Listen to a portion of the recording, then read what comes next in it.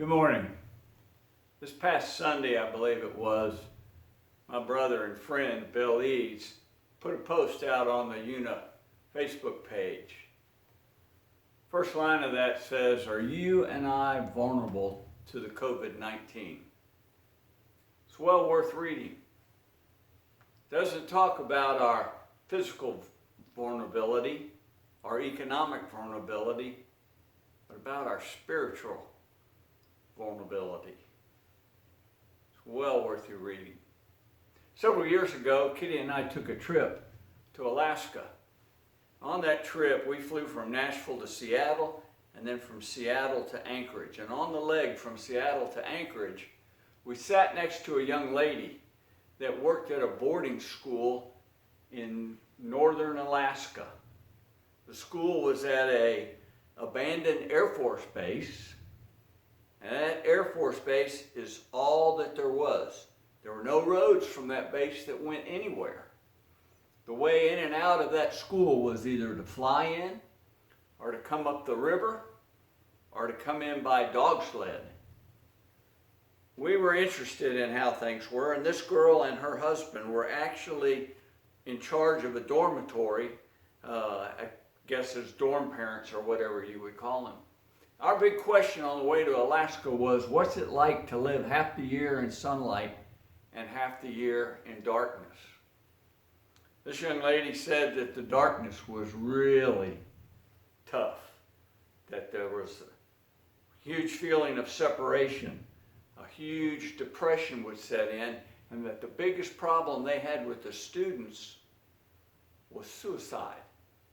That they always had to be on their guard looking for students that had issues with suicide, separated from the parents, in darkness, nowhere to go, not much to do, and that was a big problem.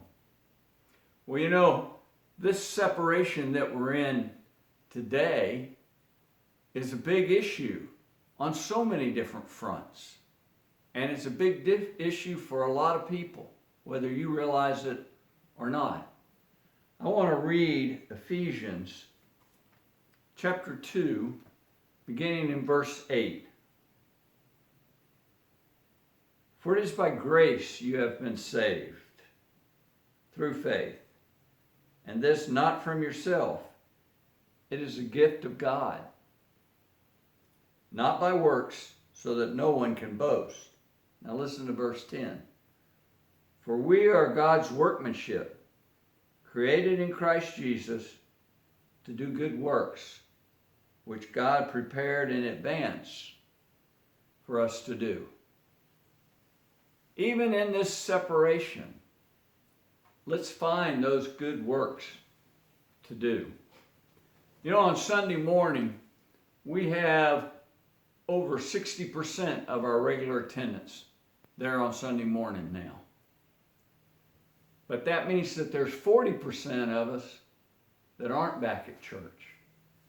That means that there's 40% of us that we haven't seen in a long time. Maybe we talked to, but we haven't seen them. And I want to encourage that 40% because I know that they have solid issues for not coming. Wednesday night, we have plenty of room to be socially distant. We average only about 40 people on Wednesday night. Be a good time. If you're thinking about coming back, try a Wednesday night. See how it goes first.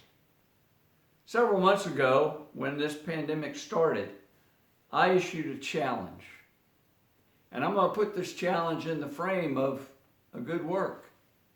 I want to challenge everybody to pick up the telephone and call somebody that's close to you that you haven't seen in months.